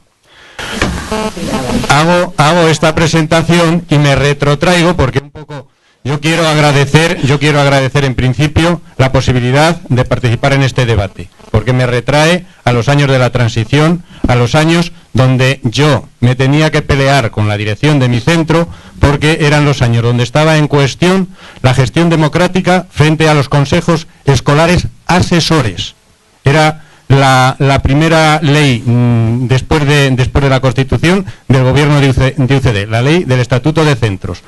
Y digo, quiero retrotraerme a ese punto de partida porque el punto de partida se reproduce ahora mismo en el debate sobre la LOMCE. Entonces, los que estábamos en aquellos momentos, y quiero recordar también que en aquellos momentos dentro de la enseñanza privada, porque todavía no estaba concertada, había un gran espíritu progresista. Recuerdo que del Colegio de Doctores y Licenciados salió la alternativa a la enseñanza pública en el año, creo que fue en el año 76, la mayor parte de todo ese colectivo de trabajadores se pasó, tras una huelga terrible que hubo, no sé si fue en el 76 o en el 77, se pasó a la enseñanza pública, y yo creo que lo que queda de aquel progresismo está reflejado aquí en esta asamblea, en esta reunión, porque en el resto, lo que los que quedamos somos escasísimos porque, entre otras cosas, el ritmo del tiempo nos ha consumido, porque los centros religiosos han ido sustituyéndonos por gentes afines a su ideología. Entonces, lo primero, ya digo, felicitar la presentación de este documento y la participación en este debate. Luego, ya en cuestiones concretas, yo he leído detenidamente el documento. Yo hay muchas cosas que comparto y hay otras cosas que añadiría. Entonces, es bueno darnos la posibilidad de que aquello que voy a decir lo incorporaré y lo traduciré en el blog. En principio, cuando se habla, en última instancia, es el modelo de enseñanza pública que coincide con un modelo de enseñanza concertada que consideramos pública. Se ponen una serie de cuestiones, la accesibilidad, la gestión y el funcionamiento transparentes y participativos. Yo creo que aquí se incluyen más cosas, o sea, yo creo que aquí también se incluye el acceso, porque claro, el acceso del personal trabajador, tanto los docentes como los docentes, en unas condiciones yo creo que similares a las que se dan en la escuela pública. Yo creo que habría que apuntar alguna cuestión más en todo lo referente a la enseñanza como modelo para superar las desigualdades sociales y construir un mundo más justo, y luego el principio que aquí también se ha dicho sobre la laicidad, que yo creo que aunque no está recogido, se nota en las intervenciones. Yo me voy a centrar, y si me alargo me cortáis, en un punto que yo creo que es determinante, que es el que se habla de si la titularidad determina o no determina el carácter de la escuela pública. Yo, en principio, no me asusta el que no lo determine, que no sea elemento fundamental, pero marco una fecha que es la fecha de la Constitución, porque después de la Constitución, y aquí se ha dicho que no ha habido una interpretación, salvo la LODE y la LOCSE, una interpretación progresista y un desarrollo adecuado del espíritu del artículo 27 de la Constitución. Entonces, partiendo desde el propio artículo 27, yo difícilmente entiendo que después de esa fecha haya centros concertados de nueva creación, porque la propia Constitución, el propio artículo 27, cuando reconoce el derecho a la educación, reconoce que ese derecho tiene que ser garantizado por el Estado mediante la creación de centros. Entonces tendría que ser el Estado quien crease centros. Otra cosa es tener consideración distinta a todas las cooperativas o todos los centros que estaban ya en esas fechas. Porque, claro, a mí el problema que se crea, pues claro, no tenemos ánimo de lucro, pero claro, cuando se cede suelo público a una empresa privada y esa empresa privada gasta un dinero, es muy difícil entender que invierta una cantidad de dinero si no es para obtener algún tipo de beneficio. Entonces yo matizaría ahí el punto ese sobre el tema de la titularidad de centros, en el sentido de habría que respetar hasta un determinado momento, pero en un determinado momento los centros tienen que ser creados por una institución pública. Y bueno, oye, por favor, voy a ir terminando con una conclusión. No, pero rápido, por favor. Sí. Es que hemos dos anotaciones. Que queremos que intervenga cuanta más gente. Solo dos anotaciones. Cuando se hace referencia a una escuela pública, una escuela concertada y una escuela pública, una escuela concertada de calidad, yo creo que hay que apostar, yo no estoy por jerarquías, toda la escuela pública tiene que ser de calidad. El derecho a la educación implica la exigencia de que la escuela pública sea de calidad. Y concluyo diciendo que la parte final, todos tenemos que estar en defensa de un modelo en el que podemos debatir y discutir, un modelo de escuela pública, pero tanto dentro de la red de titularidad pública como de la red concertada que se manifiesta en estos términos, debemos de estar juntos, nada más. Por favor, con todos los respetos posibles, ruego intervenciones que sean más breves, porque si no van a intervenir dos compañeros o tres, y a lo mejor podrían haber, en el tiempo que nos queda, intervenir 7 u 8. Tengamos un respeto hacia los que quieren intervenir. Gracias. Esto no quiere decir que nos cortemos ahora. Una pregunta a Mariano. He entendido bien al final que has dicho que el principal elemento serían los profesores con deontología. He entendido bien. Me gustaría que lo precisara un poco más, porque a veces yo he tenido la impresión que los profesores en esto somos un poco los olvidados, y hoy me ha extrañado, pues afortunadamente, escuchar esto, que el primer elemento serían los profesores. Si lo he entendido bien y si lo puedes explicar un poco más.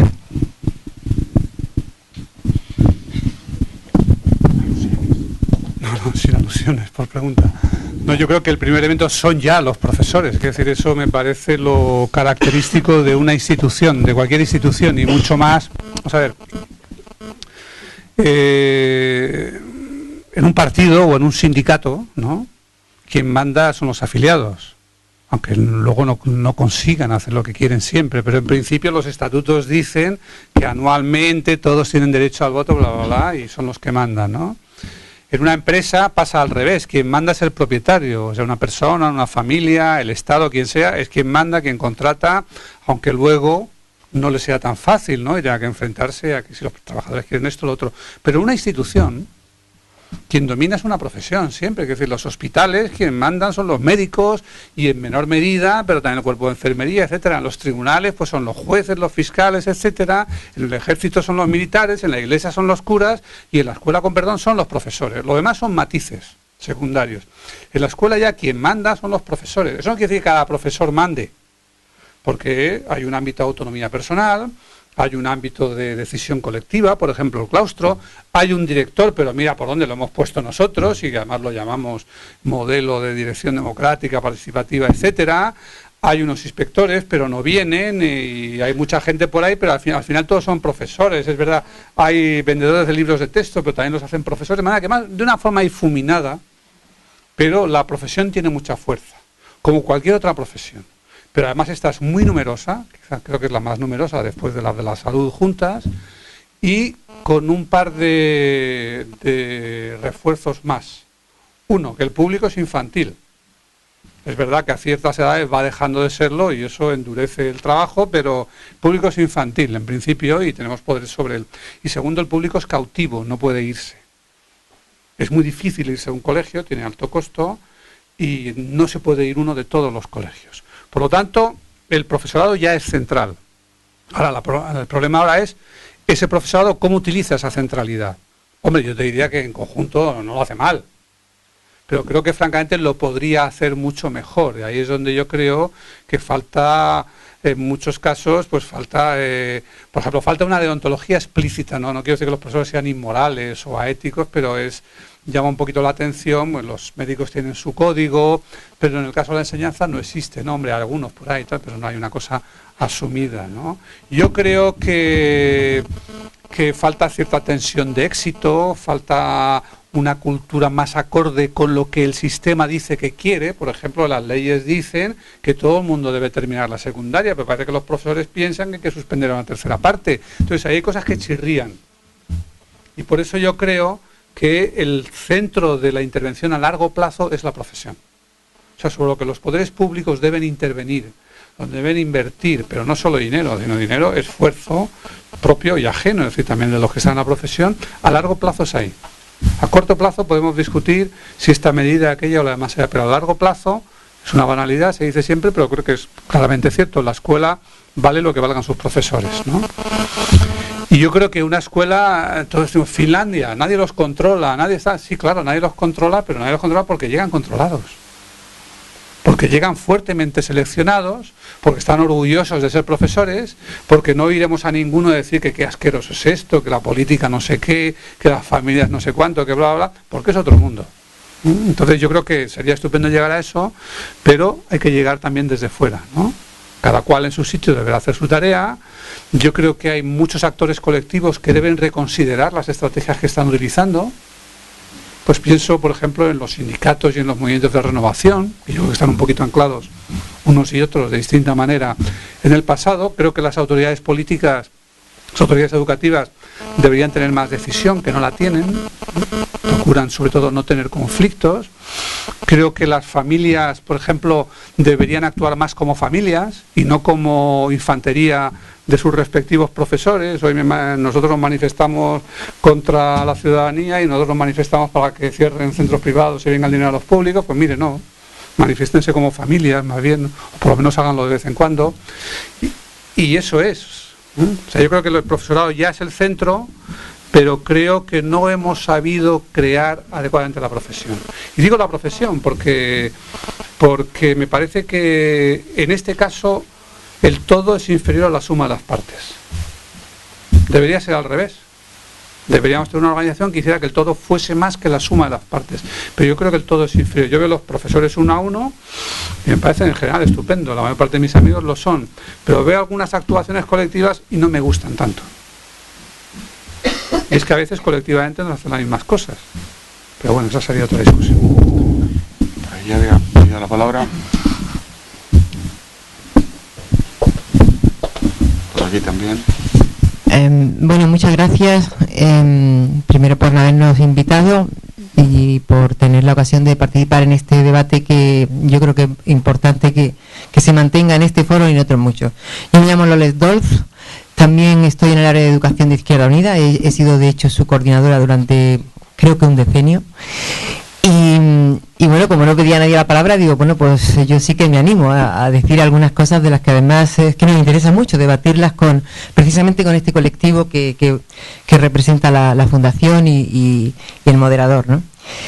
Entonces, hombre, yo sé que hay muchos, o ha habido muchos apriorismos, ¿no? Como decía él, con respecto a si la pública, si la privada, si la concertada. Pero bueno, todos tenemos nuestros apriorismos, ¿no? Y ya nos lo contó además Kant, que hay algunos a priori que efectivamente los tenemos todos sí o sí. Pero también tenemos la cabeza encima de los hombros y podemos, bueno, pues debatir teniendo en cuenta lo que consideramos cada cual que es más deseable, reconociendo también la legitimidad de los intereses o motivaciones que pueden tener unos u otros colectivos, incluido este, ¿no?, que nos ha convocado. Entonces yo lo que creo que todos compartimos es que aquí de lo que se trata es de hablar de cómo y quién tiene que defender un derecho fundamental, que es el derecho a la educación. Entonces, bueno, pues ese artículo 27 efectivamente lo reconoce, ya lo reconocen, ¿no?, otras normativas previas a las que este Estado o este país nuestro se adhirió. Entonces nosotros consideramos desde Izquierda Unida, y yo desde luego personalmente, que el derecho universal a la educación tiene que ser garantizado por los poderes públicos, y a mí me parece que clarifica, sinceramente creo que clarifica, que si ese derecho a la educación tiene que ser garantizado por los poderes públicos, y podríamos decir lo mismo del derecho a la salud y de otros derechos básicos, pues que los poderes públicos lo tienen que hacer a través de una red de centros pública. Y a mí me parece que una red de centros pública es la que tiene titularidad pública y gestión pública, y a mí me parece que eso lo entiende todo el mundo, más en el momento en el que estamos viviendo con la marea verde, la blanca y la de diversos colores. Dicho esto, y teniendo en cuenta, como decía Mariano Fernández Benguita, que vivimos en el país que vivimos y tenemos una historia y un contexto muy concreto, pues efectivamente nosotros tenemos una doble red, la pública y la privada, y dentro de la privada la concertada, que representa lo que representa, pero que eso no es un proceso irreversible. Se ha citado incluso que si en Andalucía ahora con motivo de que los conciertos se tienen que renovar, pues se tienen que renovar precisamente porque los conciertos, como decía un compañero mío, se firman un día, pero no son sine die. Entonces, a mí me parece que es sensato defender, como estamos defendiendo nosotros allí y en general y de hace mucho tiempo, que no es de recibo cerrar unidades y centros públicos de titularidad pública y extender o mantener los conciertos. Yo no hablo ya de esta fundación ni de otra ni de otra, hablo en general de la dicotomía de la que se ha planteado como tema de debate. A mí me parece que establecer una moratoria en los conciertos y además decir que la escuela privada concertada debe tener carácter subsidiario, porque los poderes públicos tienen que garantizar el derecho a una educación de calidad en condiciones de igualdad a través de una red propia, pues que, como se ha dicho al principio, es lo normal. Eso significa que la red concertada no pueda existir o subsistir. Pues podrá existir o subsistir si acepta seguir manteniéndose con los fondos públicos, si cumple determinados requisitos, si efectivamente esos determinados requisitos son equiparables a los que se dan en la escuela pública, en el acceso, en el proceso, en la gestión democrática, etcétera, etcétera. Y yo añado más, si la pública cubre las necesidades de escolarización en las zonas de nueva población, en los ámbitos en los que la población solicita o tiene necesidad de plazas escolares, pues a mí me parece que lo defendible es que sea la pública la que sea, como hemos dicho en tantas ocasiones, el eje que vertebre el sistema educativo. Y otra cosa diferente de esto, y ya me callo por supuesto, es hablar de qué modelo educativo. Eso dice Mariano que le importa, y a mí también, aparte de una hora más o una hora menos, o si hacemos un extraescolar, no. Si el modelo educativo tiene que tener determinadas características, que seguramente todos los que estamos aquí lo compartiríamos básicamente, pero que no entro en él porque yo creo que es otro debate, de qué modelo de educación pública o de qué modelo educativo defendemos. Por tanto, resumiendo, en la organización a la que yo represento, y he venido aquí porque la represento, porque además se nos invitó al área de educación como tal, de Izquierda Unida, y yo lo agradezco mucho,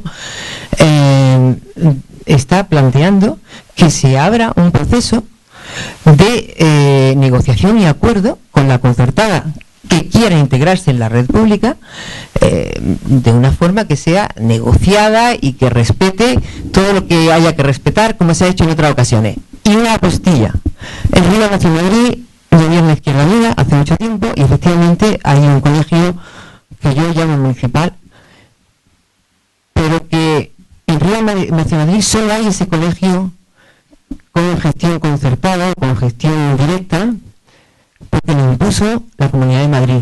Y era un colegio que sé que tiene un gran prestigio, y además, estando por allí Víctor, seguro que es buenísimo. Pero no fue lo que el gobierno de Izquierda Unida pretendía. En San Fernando de Henares no hay ningún colegio concertado y está la población atendida, y yo entiendo que en condiciones de calidad y igualdad, nada más. Muchas gracias. Por favor, volvéis a levantar la mano los que queréis hablar. Luego tiene pedida también la palabra Ángel Martínez desde la mesa. Vamos de aquí para el fondo. ¿Ya? Sí. Bueno, yo simplemente quería decir una cosa. Me llamo María Molina, soy profesora, y lo único que quería decir es que no estoy de acuerdo. No creo que ahora mismo el profesor sea el centro, como ha dicho Mariano, porque si de verdad se escuchara al profesor, es la impresión que yo tengo, si de verdad se escuchara al profesor, yo creo que los currículums, los contenidos, los objetivos que están marcando las diferentes leyes, y yo en esto soy un poco nueva, no serían los que son. Porque a mí como profesora me ha dado vergüenza impartir lengua y literatura con los contenidos y los objetivos que me vienen dados, y yo creo que simplemente, y termino ya, yo creo que no se nos escucha lo suficiente, y se nota la mano de cualquier gobierno, me da igual el color, que se nota que quien está rigiendo quien mueve las cuerdas de los títeres, no son realmente docentes, no son gente enamorada de la profesión, no son gente que le gusta enseñar, que sabe lo que es enfrentarse a un alumno, que sabe que un alumno es el futuro. Yo creo que no se nos escucha el profesor bastante, que son técnicos, que son gente que no ha pasado nunca un aula. Ya está. Gracias. Por aquí en la segunda fila había un compañero que tenía pedida la palabra. Vamos a ver, buenas tardes. En primer lugar, yo no soy enseñante ni experto en educación. Soy un colaboro con la Fundación, no en el área educativa, aunque me interesa mucho, pero me interesa mucho el fútbol. Es decir, me interesa mucho el país. Y voy a hablar desde esa perspectiva, no tanto si pública o privada. 3 cosas. En primer lugar, no son unos momentos cualquiera. Son momentos muy concretos. Y a pesar de estar colaborando con una escuela pública concertada, yo creo que ahora hay que defender la escuela pública, titularidad pública, diría que casi por encima de todo, en estos momentos. En segundo lugar, en una defensa fuerte de ese concepto, yo he hecho en esta defensa me faltan 2 cosas. Que no sea una defensa del mero statu quo existente, que no sea una defensa defensiva, sino que junto a esa defensa frente a una agresión hubiera planteamientos de mejora del sistema educativo público. Lo he hecho en falta. Estaría mucho más cómodo en las manifestaciones a las que voy si viera y conociera que existen programas que, además de defender, no solamente se defienden, sino que ponen mejoras. Porque todos somos conscientes que el sistema puede mejorar y bastante. Y en segundo lugar, dentro de ese concepto de lo que me falta un sentido de los tiempos que estamos viviendo, que son de crisis profunda, sistémica y posiblemente de cambio de época. Lo cual quiere decir que la renovación, que el conocimiento de lo que está pasando, no solamente en el corto plazo, sino en el medio plazo, requiere una reformulación profunda de los sistemas de enseñanza. También hecho eso en falta. Segunda consideración, habéis dicho, y no lo voy a repetir, cuáles serían los puntos de una escuela pública. Me voy a referir a uno de ellos, que es el de la calidad. Por resumir, y lo diré en términos muy gruesos, porque vuelvo a decir que no soy un experto, hay una calidad que es de herramientas básicas, que ahí habría incluso mucho que decir, por lo que parece ser que hay deficiencias en los sistemas de contraste de la calidad. Hay una segunda que me parece especialmente importante, que es la de formación de ciudadanos críticos y responsables, que me parece importantísimo, que seguramente hay deficiencias en el sector privado, público y concertado, mucho más allá de lo que fuera deseable, y estamos hablando de fútbol. Y en tercer lugar, le doy una extraordinaria importancia en este momento al tema que solo has dicho tú de la anticipación. Yo creo que necesitamos no solamente ciudadanos libres. ¿Por qué digo esto de ciudadanos? Porque sí, habéis hablado del tema religioso, estamos todos de acuerdo, pero yo he oído en las escuelas públicas decir que hay que formar gente para prepararse para las empresas. Digo, cuidado, por supuesto, pero algo más que eso. A mí eso me parece que, por ejemplo, se dice mucho en el sector público. Yo diría, ¿qué es eso hoy de un ciudadano con sentido crítico y responsable? ¿Qué es eso? Que además puede ir a trabajar en una empresa, por supuesto, que además sepa idiomas, por supuesto, pero es que es algo más. Y el tercer tema es el de anticipación, como decía. A mí me da la sensación de que si hablamos, como yo creo que estamos entrando en un cambio de ciclo histórico, necesitamos que la formación prepare ciudadanos que sean capaces de posicionarse anticipadamente frente a ese cambio histórico. Yo creo que no estamos jugando demasiado, no voy a entrar en ese tema. Pero me parece que esas son deficiencias y lagunas que tienen el sector público, se ha concertado, y son, en mi opinión, de primera importancia. Y termino. Yo creo que en una sociedad compleja, moderna, democrática, tiene que haber los tres sectores. El público, concertado, ahora hablaré un segundo de él, y el privado. Constitucionales, todos. Democráticamente hablando, constitucionales, todos. Y me voy a referir solamente a algo. O sea, yo creo que como estamos dando recursos públicos que van a ser escasos en los próximos años, hay que ser muy exigente que se hace con los recursos públicos, pero también con el sector público de titularidad pública. Y en mi opinión, voy a decir algo que ha dicho Mariano, es decir, en mi opinión el sector concertado es excepcional. Y se justifica, y me lo aplico a la FUEM, Ángel, y sé que estás de acuerdo, en tanto en cuanto haga aportaciones de valor añadido al país y al conjunto del sistema económico.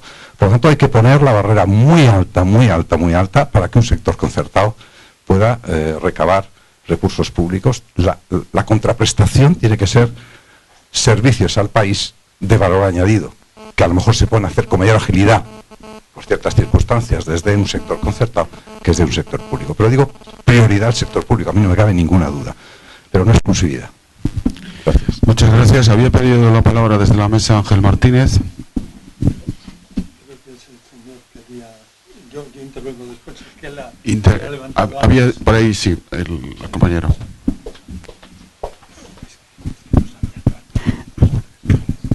Hola, buenas tardes, yo me llamo Arturo, yo fui alumno del Montserrat en unos momentos creo que bastante más difíciles para la FUEN que los que hoy corren, y eso que son complicados. Tengo 3 hijos que iban a la escuela pública en Rivas Vacia, Madrid, y que como soy un enamorado de la escuela pública, cuando la FUEM consiguió ganar el concurso ahí en Rivas, pues no dudé ni un momento en intentar que fuesen ahí mis hijos, y de hecho van los 3. Que si bien es verdad que fue una especie de imposición de la Comunidad de Madrid, la verdad es que el asunto creo que fue gestionado con una inteligencia tremenda por el equipo de gobierno del ayuntamiento. yo lo que quería es preguntaros, me parece que en un escrito de los que estaban colgados, que me parece que es todo, Mariano, el saber cómo se puede crear esa conciencia, esa cultura profesional en el profesor de lo que es, cómo se puede aumentar ese nivel de vocación en el profesorado, y por otro lado,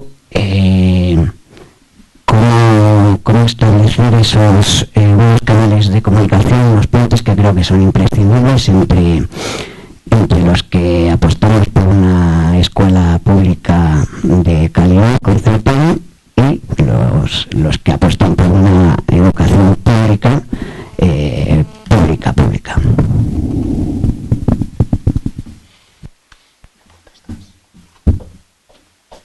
Vamos a ver, más bien una observación, no para que la podamos cerrar ahora, sino que merece la pena que el debate se profundice y se continúe en torno a algunas de las cuestiones que se han enunciado.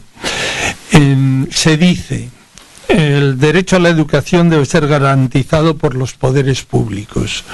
Y yo eso lo suscribiría sin ningún tipo de duda, ¿no? Pero luego se dice como si fuera una consecuencia lógica de lo anterior. De ahí se deduce que lo normal, lo deseable, debe ser que haya una titularidad y gestión directamente pública para la consecución de ese objetivo. Sinceramente, y ahí lo digo no como educador, pero sí porque esto se plantea no solo en el terreno de la educación, sino en otros ámbitos también, y llevo demasiados años trabajando en el ámbito de la economía crítica como para poder, digamos, decirlo con una cierta coherencia.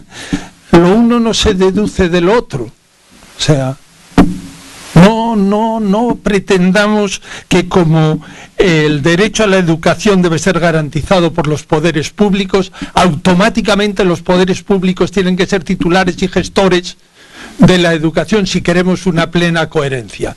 Eso no es así, no hay lógica en esa deducción, ni fundamento teórico en esa deducción. Otra cuestión muy distinta es que los poderes públicos, al garantizar ese derecho, tienen que vigilar con escrúpulo extremo cómo se asignan los recursos públicos, los resultados que se obtienen de esos recursos, qué educación nace de esos procesos. Y esto, por favor, debatámoslo.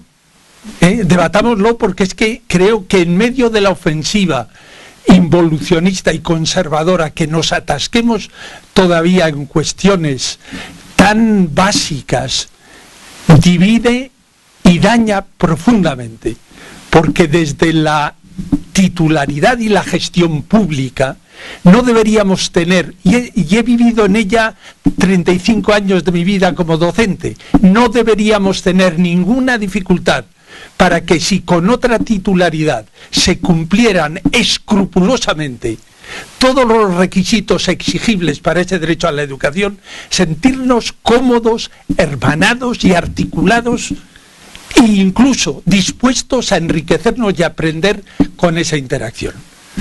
Yo creo que es muy importante que de una vez por todas no dejemos los enunciados, sino que debatamos, porque nos jugamos mucho en aunar fuerzas los que debemos estar unidos. Solo quería decir tres cosas. Vamos a ver, con la misma que he dicho, que no tengo nada contra ese tercio de escuela privada, puedo decir que yo suprimiría la privada mañana. Pero mañana, la no concertada, o la concertaría obligatoriamente y la sometería a la misma. Y francamente, a mí lo que me asombra mucho cuando entro en estas discusiones de pública-privada, me asombra, bueno, cada vez me asombra menos, para ser exactos, me va asombrando menos y me va escandalizando más. Es que siempre se discute dónde van los conciertos, no dónde van los niños. O sea, siempre el problema es la concertada, no la privada-privada. La privada-privada no molesta. No he oído nunca a nadie decir que haya que cerrar los centros privados, 2 veces privados o 3, o privados al cubo, a pesar de que sabemos que ahí es donde especialmente se concentran los grados más altos de confesionalidad, de catolicismo ultramontano, en fin, de lo que toque, ¿no? O de selección social, exclusivismo, nadie habla de eso. Y la pregunta es ¿por qué? Pues muy sencillo, porque estamos hablando de profesores, no de alumnos. Si hablásemos de alumnos, el problema serían esos centros, no los concertados. Pero como hablamos de profesores, haciendo normalmente como que estamos hablando de los alumnos, pero como en realidad estamos hablando de puestos de trabajo de funcionarios, de salarios de funcionarios, de condiciones de trabajo de los funcionarios, entonces nos podemos olvidar tranquilamente de la privada no concertada, porque como no se llevan un euro, no pasa nada. Y eso es lo que a mí me parece que está mal. Y lo que me parece que está pasando es que, hay que romper eso y hay que entender, por otro lado, también tenemos cierta, es verdad, bien, vale, en San Fernando de Henares no hay privada y en Rivas es especial y etcétera, etcétera, pero miren ustedes, yo solía tener esta discusión con el colectivo Lorenzo Luzuriaga, ¿no? Y sus documentos diciendo que la Comunidad de Madrid es ultraprivatizadora y tal, cierto. Totalmente cierto, pero en Cataluña, en Barcelona sucede exactamente lo mismo y en el País Vasco sucede exactamente lo mismo. No es un problema de que una comunidad lo haga fácil o difícil. Una comunidad puede hacerlo fácil, el proceso de privatización, o puede hacerlo difícil, como sucede en Canarias o como sucede en Andalucía, por motivos diferentes. El problema es que es una tendencia. El problema es que lo que tenemos que entender, creo, es que no hay un plan del Fondo Monetario Internacional, el Banco Mundial y otros, los de San Pellegrini y otros núcleos conspirativos neoliberales que se está llevando a los niños, engañando a los padres, sino lo que hay es otra cosa, hay gente que huye de la escuela pública. Hay gente que huye de la escuela pública, como está empezando a haber gente que huye de la escuela privada, perdón, de la escuela en general, sea pública o privada. En España no es que haya 1/3 de alumnos escolarizados en la privada. Es que por encuestas sabemos que si hubiera suficientes, habría un 50% de la gente en la privada o un poquito más. Lo que pasa es que no en todos los sitios hay, claro, en las zonas rurales, en tal, en cual, pues no en todas partes hay. En Estados Unidos, la forma de escolarización que más rápidamente crece, con mucho, es la no escolarización. La escolarización en casa. Pero la noticia es que estas dos cosas, tanto el irse a la privada, como privada concertada o sin concertar, como el irse a casa, no son ya cosas de derechas, de sectores tradicionales, de sectas, etcétera, que siguen siéndolo en parte. La noticia es que ya son cosas de gente que asume los objetivos de la escuela, que asume los objetivos de la escuela pública, que es de izquierdas, que es solidaria, que es no sé qué, que quiere una educación liberal, creativa, ciudadanos críticos, todo lo que decimos aquí lo quieren y dicen, pero la escuela no me lo da. Algunos dicen, pero la escuela pública no me lo da, y yo diría, quizá porque no solo es pública, sino porque es funcionarial, que es lo que nunca añadimos a continuación, es fuertemente funcionarial. El problema no es la titularidad. A mí una escuela pública, mañana, si cogiéramos toda la escuela pública y la desfuncionalizásemos, si los directores pudieran contratar a los profesores, ¿qué sentido tiene un sistema en el que te contrata una persona y te ve trabajar otra? Entras por un sistema, entras por unos exámenes puramente teóricos hechos sobre papel y nadie te ha visto trabajar nunca. Y luego los que te ven trabajar no pueden hacer nada sobre ti. ¿Qué sentido tiene eso? La libertad de cátedra. ¿Qué libertad de cátedra? La libertad de cátedra era un problema cuando teníamos el turno de liberales y conservadores y los unos echaban a los de los otros y se turnaban. Eso ya no sucede. Ese ya no es el problema. Eso puede pasar de vez en cuando en algún sitio. Ese no es el problema. El problema no es el profesor revolucionario, librepensador y tal que podrían expulsar. El problema es el profesor inútil al que no hay quien expulse.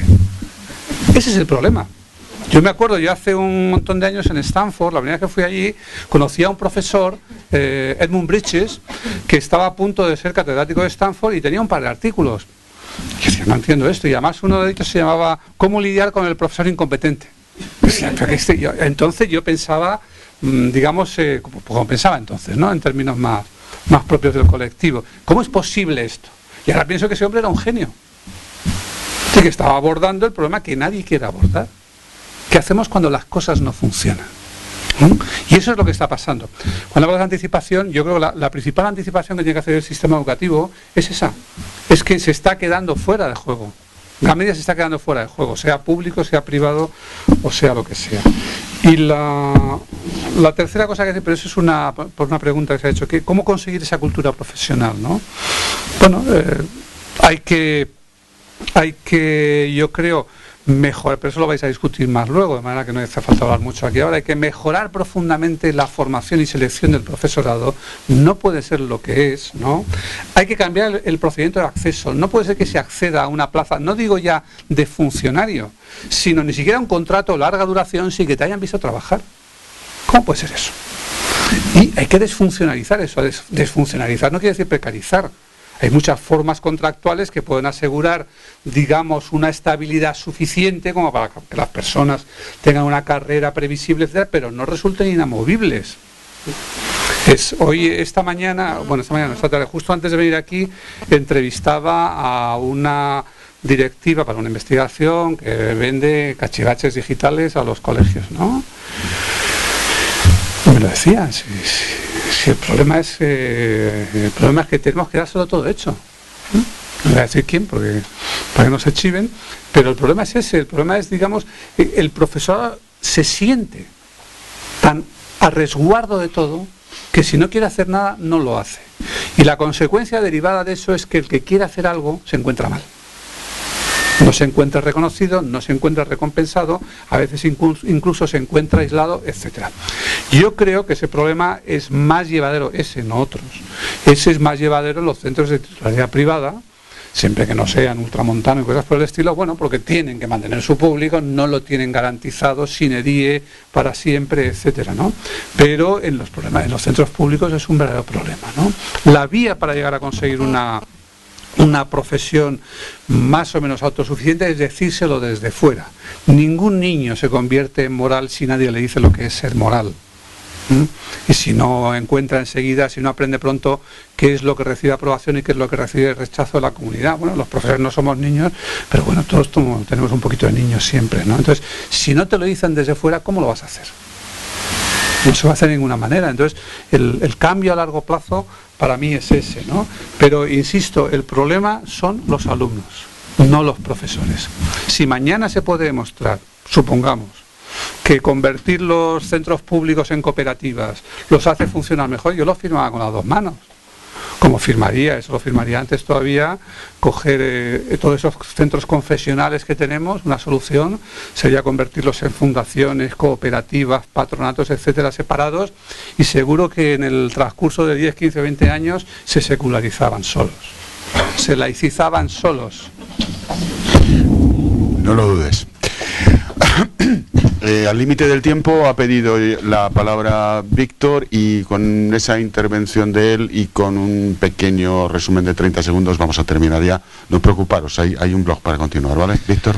Vaya, qué responsabilidad la de cerrar. Bueno, ahí siento que Loles no se ha podido quedar y además por otra razón también, porque yo creo que Ángel le ha contestado de alguna manera o ha reflexionado justo en la dirección que yo quería hacerlo. Y lo único que quiero añadir al razonamiento de Ángel, que también es el mío, es decir, que una cosa no se deriva necesariamente de la otra, pues es un modelo que a veces aquí resulta un poco desconocido, pero yo creo que sirve para ejemplificar bien esto, y es el modelo de las ikastolas en el País Vasco. Yo no sé si la gente tiene conocimiento de que las ikastolas son escuelas absolutamente garantes desde los poderes públicos del derecho a la educación, garantizan también otros derechos muy queridos, por supuesto, en esa comunidad autónoma, que tiene que ver con el aprendizaje de las lenguas, con el que las enseñanzas en euskera, pero son escuelas que no son de titularidad pública y sin embargo se cuestionan mucho menos que algunas otras.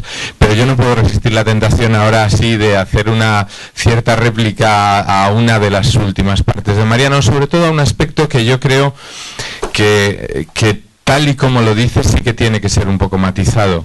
El hecho de que haya gente huyendo de la escuela pública, y yo creo que también tú eres consciente seguro, y seguro que lo compartimos, y que probablemente pudiera haber un 50% de alumnos en la escuela concertada, si hubiera más, puede responder a muchas cosas, y no siempre a que realmente el modelo de esa escuela concertada a la que diría el 50% sea de más calidad. No siempre supone una huida. tú lo has dicho además en la otra parte de la intervención, ahí se mezclan muchísimos factores, algunos factores de simples fantasías de las familias, porque piensan que en una escuela distinta, de una titularidad distinta, no van a encontrar a según qué tipos de alumnos. A veces son fantasías y a veces son realidades también, ¿no? Pero son cosas que yo creo que no dicen nada en contra de que el modelo público fuera un modelo que pudiera mejorar muchísimo en la calidad y que por tanto no generaría toda esa huida o toda esa desbandada. Yo preferiría quedarme en la idea que se ha dicho antes, que se ha dicho al principio, y es que en esa concepción de escuela concertada como la que nosotros queremos representar y en esa concepción de escuela pública de más calidad como la que queremos representar, tenemos que estar juntos. Yo creo que si esos mecanismos de control estatal de las escuelas de titularidad concertada fueran también más potentes, seguramente algunas escuelas no se podrían permitir algunos lujos que ahora se permiten y por tanto habría familias que en la elección entre una escuela concertada y una escuela pública pesarían más otras razones que son las que nos apetece que pesen, razones relacionadas con la calidad y no con el exclusivismo, con la ausencia de malos alumnos, con la ausencia de otras gentes, nada más eso. Muchas gracias, Víctor. 30 segundos para cerrar, apartado de agradecimientos. Muchas gracias, Ángel.